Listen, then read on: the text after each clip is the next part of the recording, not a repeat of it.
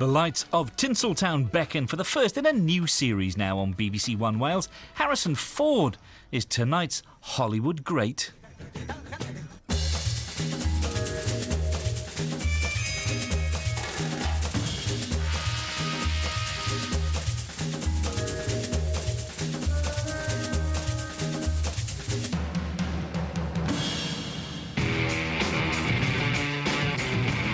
Harrison Ford has starred in 4 of the top-grossing movies of all time. Not bad for a former carpenter who first made his name crafting cabinets for the stars. His big break came when George Lucas cast him as Han Solo, and Ford rocketed to stardom in the biggest sci-fi franchise in movie history. Han Solo. I'm captain of the Millennium Falcon. He was the sex symbol of Star Wars.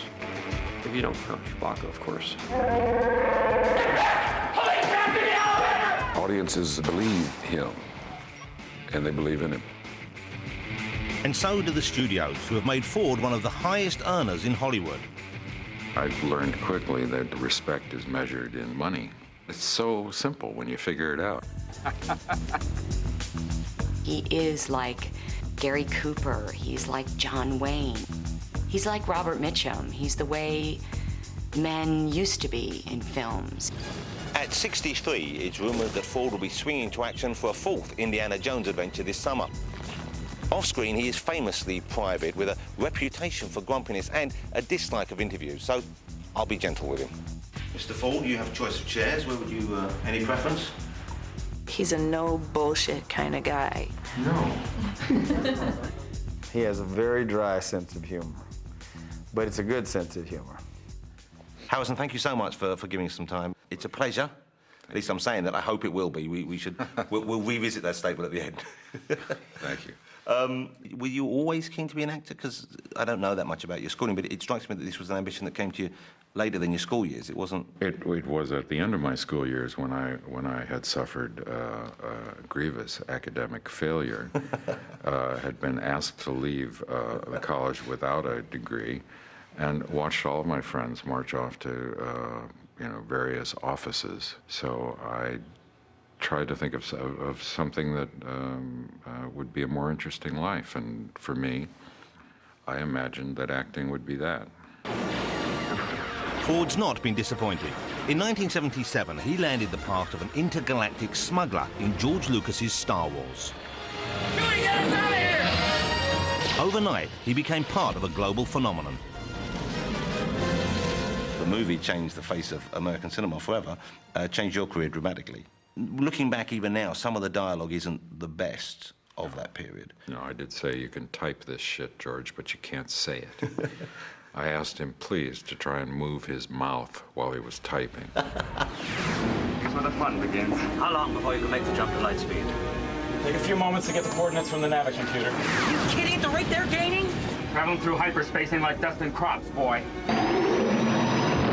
You do have these wonderful one-liners. I don't know how many of those came out of just I don't either. I don't either. Some of them probably came from the script, and some of them came from desperation. Very diplomatic of you. We're sending a squad up. Negative. We have a reactor leak here now. Give us a few minutes to lock it down. Large leak, very dangerous. There were areas where he took dialogue and recreated in his own style. Who is this? What's your operating number? Boring conversation anyway. Luke, we're gonna have company! This is a boring conversation. It's ad-libbed. Launched in 1977, Star Wars broke box office records, grossing $1 million in 3 months, and gave Ford financial security for the first time in his acting career. Was there a period that when you were younger that your parents perhaps thought you were foolish to try and head in this direction? Oh, in fact, they did support me. My father had, we have show business in our blood. My grandfather was on my father's side, was a vaudevillian. And my father had worked as a radio actor. So actually, they were quite supportive. So it wasn't the usual kind of, that's madness? Well, they'd seen me, have no success in other areas. Born in Chicago in 1942, Ford enjoyed a middle-class childhood, and despite being a shy teenager, he excelled at drama. At 22, he married his college sweetheart and headed for Hollywood, where a talent scout for Columbia Studios spotted him in a theatre show. They had offered to consider me for a 7-year contract at $150 a week to start with. If I'd stuck with it for 7 years, all their options, I would have made $1,200 a week. Seemed pretty good at the time. Well, I had a $75 a month apartment, and I couldn't believe somebody was paying me to be an actor. Is it true you toyed with changing your name in this early period? Oh, they gave me a hard time. I said, you've got to change your name. It's too pretentious a name for a young man. And I came back with a name I thought they would reject, and it was Kurt Affair. It's Affaire. It's hard to imagine a gayer sounding name. Well, I tried. You shut up. No offense. We rob and steal because we don't have a rich granddad to pay for it. We kill because somebody sticks a knife in our ribs. Napkin ring. You were on a lot of TV shows. I know shows like The Virginian. I was. Ironside. Yes. Wow, great shows. Oh. Similar roles for you in those, I imagine? Yeah, I mean, I played the younger bank robber brother that really didn't want to do it. And in fact, I played the same role 2 times on one season in FBI, and they didn't even know that I'd been there. Disillusioned by his TV roles, Ford tried working behind the camera, and in 1969 hooked up with legendary rock band The Doors. I was an assistant camera person in a documentary that was being shot on them. For about a week, we went on the road with The Doors. Well, it must have been some experience. Do you remember any of it? No, I don't remember any of it. It was... It was all in soft focus. I have no idea what happened. But you're told you had a wonderful time. I had a wonderful time. But it was time to get real. Ford was about to become a father and starting to think he'd never make it as a movie star. I thought I was going to wear out my face and was never going to get to do films. And so I had to find another way to make a living, and I took up carpentry. Would you have been happy doing that, do you think? I mean, if the movies hadn't welcomed you? No. Would you have been able to pretend you were happy doing it? I might have been able to pretend, but I far prefer the job I have now. Do Harrison Ford, I don't know what mainly you made, I guess tables, chairs, doors? Mostly homes. Okay. Do people talk about them with respect? Does it add value to... If I, in fact, did all of the work that I've been credited with, I would have been a very productive carpenter. Who's that? You know him? He's following awful close. Grab onto something. Few scripts enticed Ford to hang up his tool belt until he went for the part of bad boy racer Bob Falfa in George Lucas's American Graffiti, the surprise hit of 1973. Hey, man, I'm sorry if I scared you. You're gonna have to do one hell of a lot more than that to scare me. Yeah, but looking all over for you, man. Didn't nobody tell you I was looking for you? Here's a movie which is seen as that kind of renaissance, that golden age of American cinema. Initially, you weren't that keen to take the job. They weren't offering you that much money. Well, they offered me $485 a week, which was scale, and I hung up on them because I said, "Look, I'm making $1,000 a week as a carpenter, cash, and by the time I take your $485 and pay the taxes on it, there's not enough money to feed my family. So thank you very much. Go stuff it." And about 3 hours later, I was called back by Fred Roos, and they were now willing to pay me $500 a week. I pointed out to them that was $15 more a week, and I ended up taking the job. Hey, that's a tough-looking girl you got with you, man. What are you doing, trying to pick up a few extra bucks babysit? Hey, dog, why don't you come on ride with me in about 10 years? Now, leave her out of this. This is just between you and me.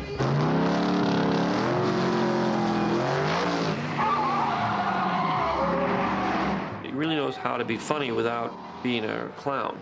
And it works really well when he's a villain, because he has this kind of goofy quality about him that came off extremely well in the movie. Hold that up. The film launched the careers of co-stars Richard Dreyfuss and Ron Howard. You guys ready? But Ford went back to his workshop, and when Lucas started casting for his next film, Star Wars, he wasn't even considered. I'm always looking for fresh faces. So I didn't want to just say, well, I want Harrison Ford to do it. I said, you know, I want to see everybody who's possible, test them. That's mainly the way I do it. The word was out to various agents that he was not going to meet any of the people that he had worked with before. I was working late one night doing a carpentry project for Francis Coppola's art director. In walked George Lucas, and I was asked if I would read. I would do a favor for George and read with the other actors who were being considered. So I read with about 300 or 400 people. Wow. for the various parts. That must be quite soul-destroying if you're thinking, I'm not going to be involved in this, but that's a big favor. I thought it was a big favor. Yeah. But frankly, he has a cheek asking you. I've forgiven him. Yeah, well, I'm glad it worked out, but if it hadn't, you would have every right to be pissed off. I'm over it now, Jonathan. I'm over it. Sometimes I amaze even myself. None of them could do it as well as he could. And so eventually I just said, you know, you got the part. As Han Solo, Ford went on to be the star turn in The Empire Strikes Back and The Return of the Jedi. And with Lucas's new approach to film merchandising, Ford became a living doll. Were you allowed to have a say as to how the figures looked, as to what they did with them, how you were exploited? Because it's kind of you they're using there, really. You must be kidding. No, not at all. Not at all. I was in no position at that point to negotiate any controls over the marketing. Well, that's another strike against Lucas. Are you writing these down? I'm ticking them off. Thank you. I've worked with a lot of young actors, and I give them all the same advice. I said, this is a job, and now you have more job opportunities than you would normally have, but it's not going to be the end of the world kind of thing. It's not going to be the Holy Grail. And all you can do is work. If you have an opportunity to work, work. Just work, work, work. And Harrison is one of the few people that actually took that advice. Questionable advice, as his next films, Force 10 from Navarone, Hanover Street and The Frisco Kid were all major flops. And when his 15-year marriage ended in 1979, he must have thought the Force had deserted him. But then, Magnum PI Tom Selleck gave up the role of a lifetime, allowing Ford to step into the leather boots of Indiana Jones. He had an obligation to do a series on television. When that option was exercised, they came to me and asked if I would meet Stephen and talk to him about it. When I read the script, I thought, oh man, this is the best thing I've seen ever. Let us hurry. There is nothing to fear here. That's what scares me.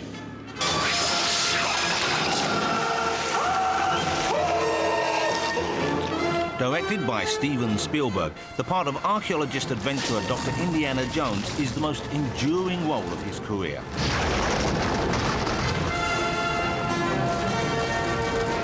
It's impossible to think of Selleck, well, really, I know it's probably something you can't comment on that much, but it would have been a very different kind of experience. Well, it might have been just as good. I think probably better, but it would have been a very different... But the toys wouldn't have looked as good. No way.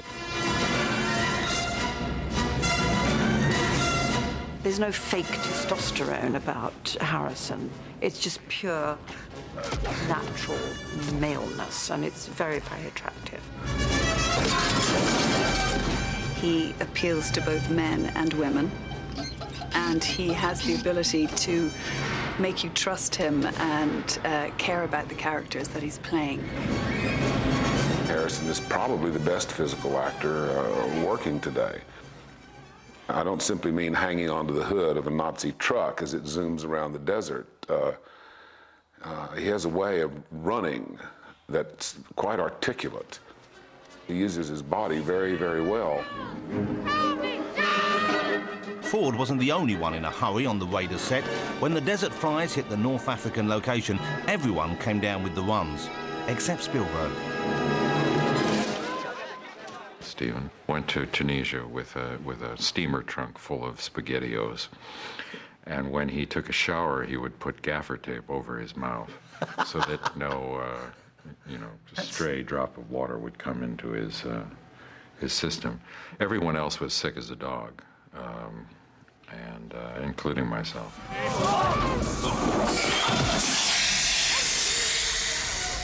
I told you it would be all right.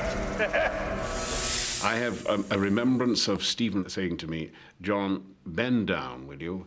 Give him a better eye line. Bend your knees so it gives him a better eye line, so he can look down on you for this shot." And as I did so, I filled my jalaba in front of 200 people, and I didn't care. But the illness and exhaustion contributed to one of the most memorable moments in movie history. We were meant to have had a 3-day shooting schedule to film the world's greatest fight between a sword and a whip.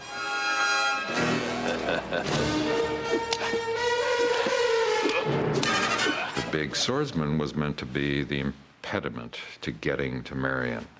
Well, I thought it was too big an impediment, and I thought about it a lot on the way to work. 1 hour with several roadside stops. And when I got to work, I found Stephen, and I said, "Stephen, why don't we just shoot this son of a bitch?" And he said, "You know, I was just thinking about that myself." The fellow had practiced for months. He could do all those complicated sort of Orlando Bloomish sort of things, and he was heartbroken.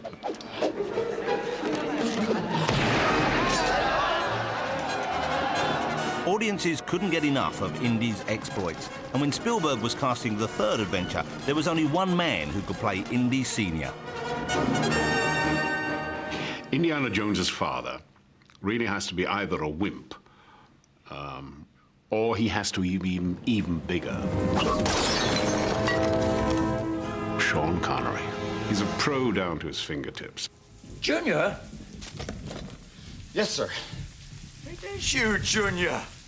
Don't call me that, please. He's only 12 years older than I am, but he seems much older, doesn't he? Oh, it's the baldness. Yes, of course. Yeah. It's a curse. Yeah. I'll never forgive myself. Don't worry, I'm fine. Thank God. It's fake. The chemistry just worked beautifully, that relationship. And I really think that that's why the third installment worked so well, because of that chemistry that they had. I can't forget how wonderful it was. Thank you. It was rather wonderful. On the day of our wonderful kissing scene, Harrison had a terrible cold. So I was really disappointed. But he was a great kisser. This is how we say goodbye in Germany, Dr. Jones. Oh!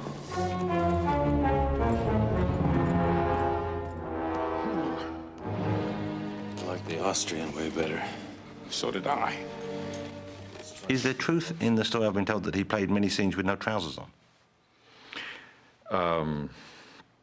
He had a very itchy wool suit. Well, we've all said that. And you fell for that old excuse, did you? And, if he feels better that way, it's fine with me. I never looked in anything but his eyes anyway. If it makes the day go quicker. Yeah. You know, sharing your adventures is an interesting experience. It's not always shared. It's disgraceful. You're old enough to be her grandfather. I'm as human as the next man. I was the next man. Connery and Ford have this in common. They don't much go by the actor's bullshit. You know, of I have to remain in character off camera because, you know, because otherwise I will dissipate my, you know, my cosmic whatever it is that makes me so good. You know, they are, on camera I am this, off camera I am me. And that's delightful to work with, I think.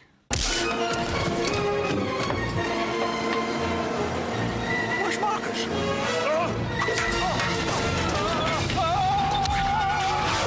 I come from the let's pretend school of acting.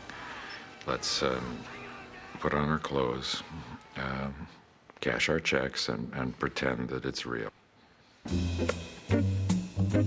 By now, the actor was romancing the second Mrs. Ford, writer of E.T., Melissa Matheson.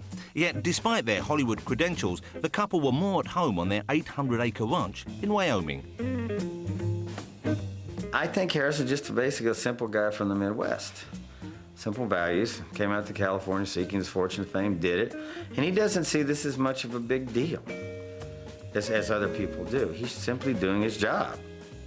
But even off-duty, Ford still plays the action hero. A keen pilot, he hit the headlines when he rescued a hiker stranded near his ranch. I was like everybody else. I read it in the paper, and I just laughed because I thought of the fact that there's Harrison just up there enjoying himself, flying his helicopter around on a pretty day, and somebody's stranded. Well, he goes down and rescues him. But if you're the person being rescued, I can only imagine if Harrison Ford drops down in a helicopter and picks you up. Do you think they said, oh, my God, Harrison Ford's rescuing you? Or do you think they say, oh, my God, here comes Indiana Jones? I think it's number two.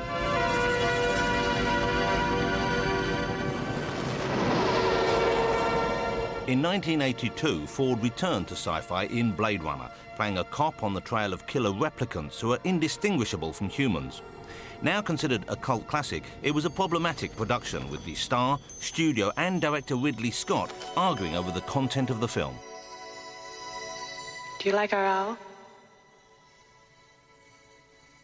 It's artificial?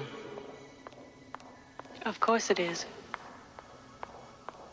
Must be expensive. Very. I'm Rachel. Deckard. I've made my peace with Blade Runner. There was a bit of unhappiness between myself and Ridley and Warner Brothers, to be fair. At the end of the film, they took the film away from Ridley. That's when the voiceovers began to be generated by a variety of different writers, none of whom apparently wrote something which satisfied the studio and their need for explanation of what was going on. So I was very disappointed that we had to do a voiceover.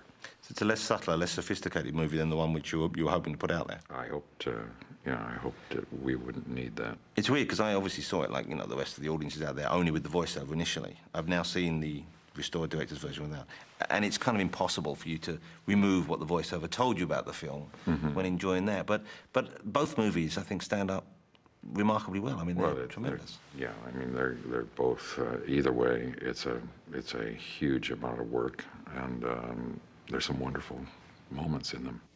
It's your birthday. Someone gives you a calfskin wallet. I wouldn't accept it.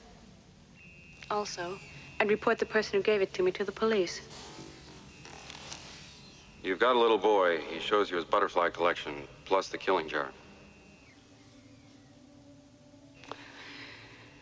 I take him to the doctor. He does acknowledge that it's become a kind of cult classic, and he does acknowledge the sort of visuals, and he does acknowledge, the unusual characters in it and things like that. He acknowledges all of those things, it seems, but I don't really think in his heart of hearts he's in love with that movie. Controversy still surrounds the film today, with no one ever agreeing on the definitive version. But at least the fighting is now confined to the screen.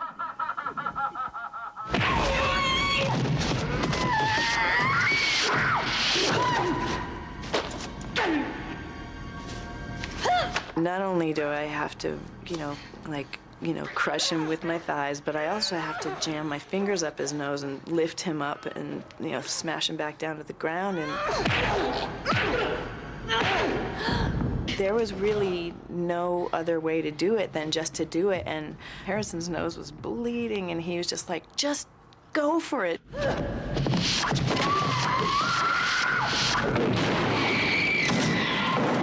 He just wants to do the scene the way it should be played, and if that means he's gonna, have a bloody nose and, a sore head for a while, it's not the worst thing in the world. He can deal with it. This sector's closed to ground traffic. What are you doing here? I'm working. What are you doing? Arresting you. That's what I'm doing. I'm Deckard, Blade Runner, 26354. I'm filed and monitored. Hold on. Checking. Can you be drawn on the whole idea behind the script as to whether or not Deckard is or is not a replicant? Well, that was the main area of contention between Ridley and myself at the time. I thought that the audience deserved one human being on screen that they could establish an emotional relationship with, and I thought I had won Ridley's agreement to that. But in fact, I think he had a little reservation about that. So I think he really wanted to have it both ways. With Blade Runner behind him, Ford's next film saw him in an altogether different mood, playing an undercover detective who falls in love while hiding out in the Amish community in Peter Weir's Witness. Here's your first film with Peter Weir, of course. Was, yeah. A very talented director, and a movie which quite rightly earned a large number of Academy nominations. Quite a different role for you, though. I think what distinguished the film was the fish out of water aspect of it, the characters having to hide among the Amish, which gave it a whole different character. How's he doing? I'm a police officer, ma'am. I have to talk to the boy. What's your name? Samuel. Samuel Lab. And he's your son? You have obviously different relationships with the different directors you work with. What is it about Peter Weir, for example, that you enjoy, that you like, and what does he bring out of you as an actor that maybe others don't? The times we've worked together, there's been a real feeling of collaboration, and I have enjoyed that. Oh, this is great. This is the best. Don't know much.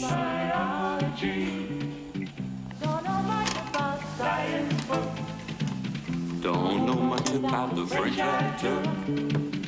Witness was the movie that the industry said, this guy can carry a movie by himself. He's a star.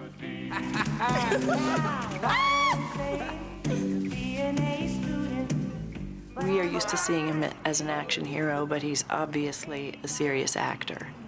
And I think Witness is a great example of showing that, he doesn't have to be racing through the jungle and swinging on vines and, jumping out of helicopters to have a successful film. Witness earned Ford an Academy Award nomination for Best Actor, but despite receiving many accolades, an Oscar has so far eluded him. I would venture to bet that Harrison could care less about awards. I helped present an award to him recently from the AFI, and I know he was just sort of mortified and embarrassed to even get it. And certainly he could be recognized with more, awards for what a great actor he is, because he is a great actor. But I don't think that matters to him. Can we help you? I've been looking all over for you. Can I get the luggage? Help your mother. Ford immediately teamed up with Weir again in The Mosquito Coast to play Ali Fox, a disillusioned inventor. Can you see the town yet, Ali? Yes. Perfect. It's perfect. Sickened by the consumerism of American society, Fox creates a new life for his family in the rainforest. Oh, yes. Starting from scratch. Ali, This is what I've always dreamed about. I love it. I love it. I love the character. I love the language, and I love how kind of raw and difficult the film is. This is the kind of education every American should have gotten. When America's devastated, laid to waste by nuclear holocaust, these are the skills that are going to save them. Not finger painting or home economics or what is the capital of Texas, but survival. Rebuilding a civilization from a smoking ruin. He's a guy who's not afraid of expressing his opinion.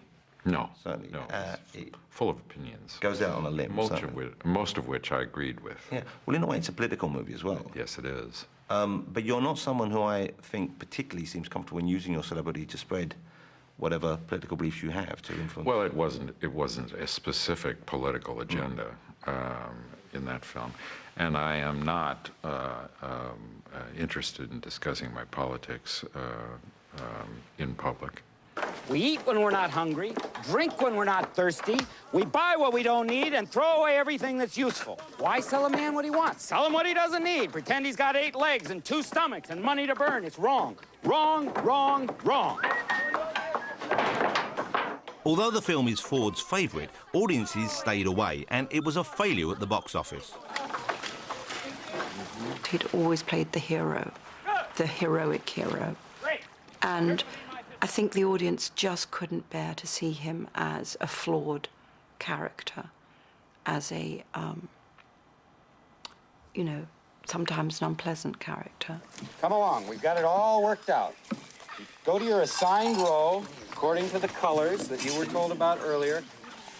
I think Harrison is like Ali Fox, very much so. He's a maker of things, Harrison. You know, he's a creative, you know, person with his hands. I suspect he would like to live in a fairly simple way. You know, it's hard to do that when you're a major movie star because you're just not allowed to live in a simple way. In the 90s, Ford showed no sign of losing his star status when he returned to the mainstream as CIA agent Jack Ryan. Down! Get down! In Patriot Games and Clear and Present Danger, he once again fulfilled audience expectations as a family man and reluctant hero.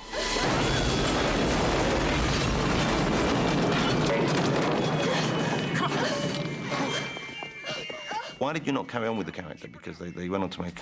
Well, because they went on to make a film based on a book that I thought was outdated, and the central dramatic conceit of both the book and the film was the blowing up of the Super Bowl with 300,000 people in it. And I just didn't think it was possible to dramatically recover from the death of 300,000 people and keep on making a movie as though it were an entertainment. So I passed. You never regret when you pass on movies, or films which you might have done? I do. Which ones have you regretted not doing?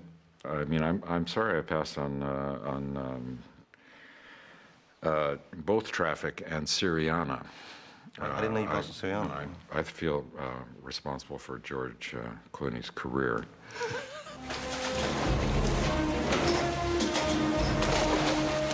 Ford almost passed on The Fugitive, but fortunately changed his mind. As Dr. Richard Kimball, trying to outrun Tommy Lee Jones' wisecracking sheriff, he notched up one of the top-grossing movies of 1993, while his co-star won an Oscar for Best Supporting Actor. Put that gun down! Put that gun down! Now! Harrison really doesn't need any support. He supports himself very well. That movie wouldn't have worked, of course, and there wouldn't have been any prizes given out if Harrison hadn't really established the credibility of the film right from the very first minute. Although Ford's on-screen partnerships were a success, off-screen his second marriage was in trouble. When his divorce was finalised in 2004, it was the most expensive in Hollywood's history. Now living with TV's Ally McBeal, Callista Flockhart, his private life is still in the spotlight. Even the recent addition of an earring excited press interest. I think it suits him, you know. I think he can wear the earring proudly. Now, if he starts getting into lip piercings and things like that, I might have to have a talk with him. I should hope so.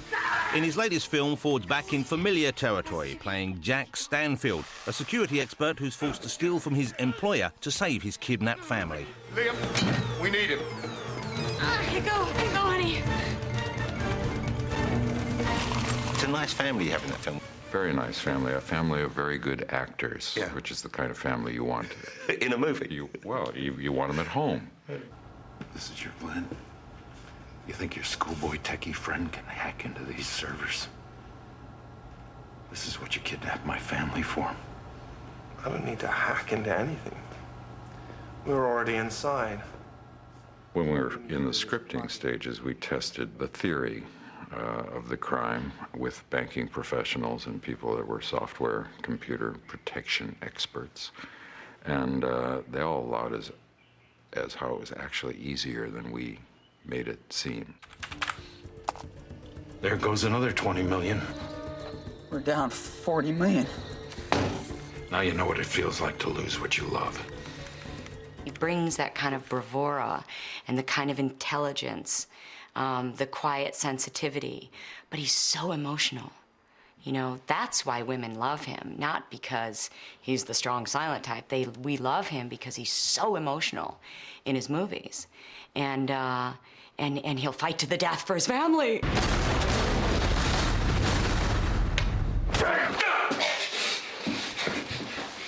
And cut. Good.